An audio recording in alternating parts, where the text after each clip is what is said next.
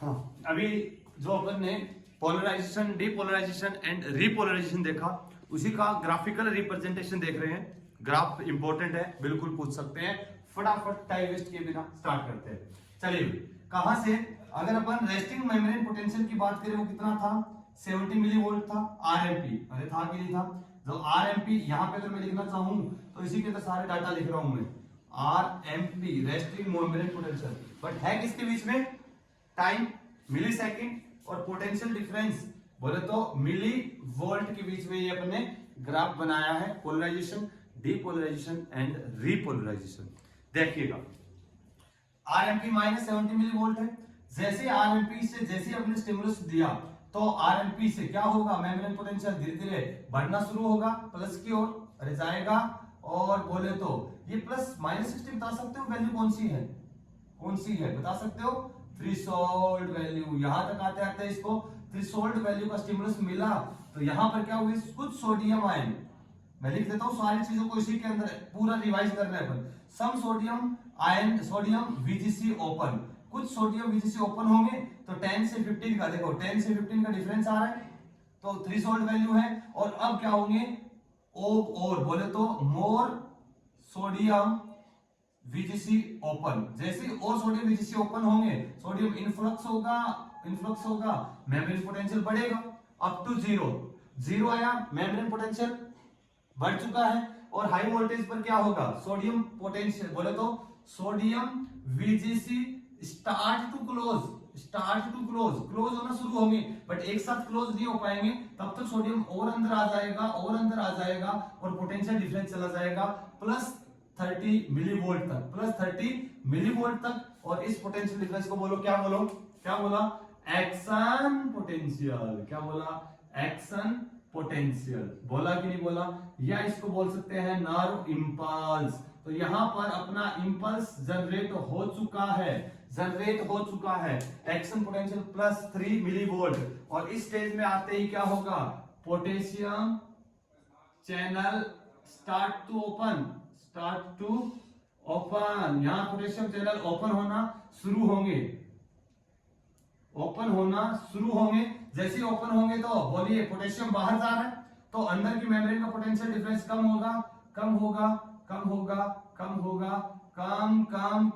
वो rapid efflux होगा potassium का। और घटते कहां तक आएगा?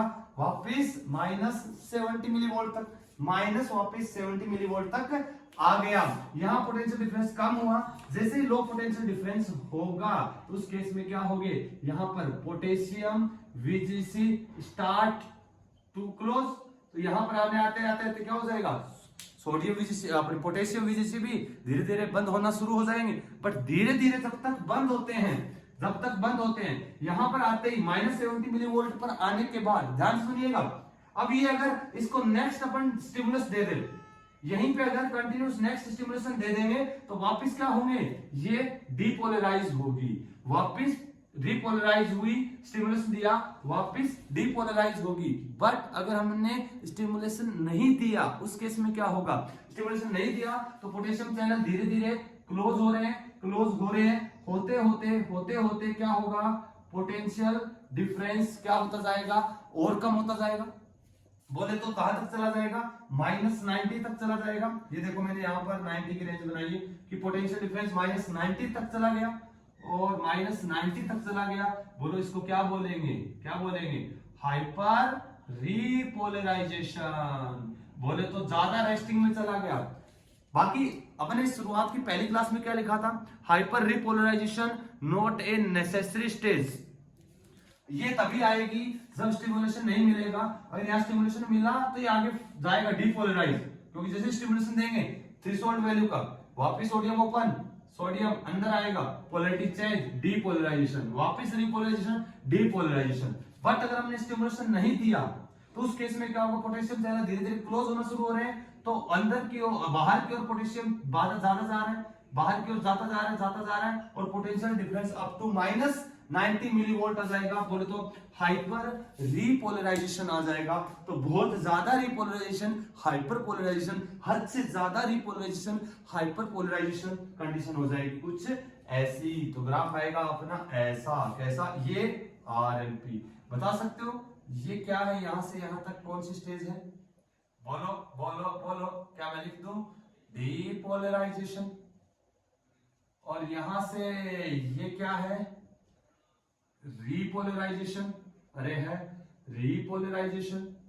ये एक्शन पोटेंशियल या नॉर्मल इंपल्स, और ये क्या हो चुका है अपना, सॉरी यहां तक रिपोलराइजेशन, और ये हाइपर पोलराइजेशन। सारे ग्राफ को ऊपर ने समझ लिया, सारी मैकेनिज्म वही है, उन्हीं चीजों का डिस्कशन है, उसी चीज को ग्राफिकल रिप्रेजेंटेशन किया है। आई होप समझ में आया होगा।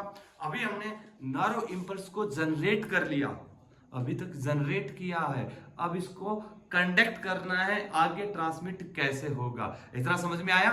करते हैं नेक्स्ट लेक्चर के अंदर कंडक्शन ऑफ नर्व इंपल्स। धन्यवाद।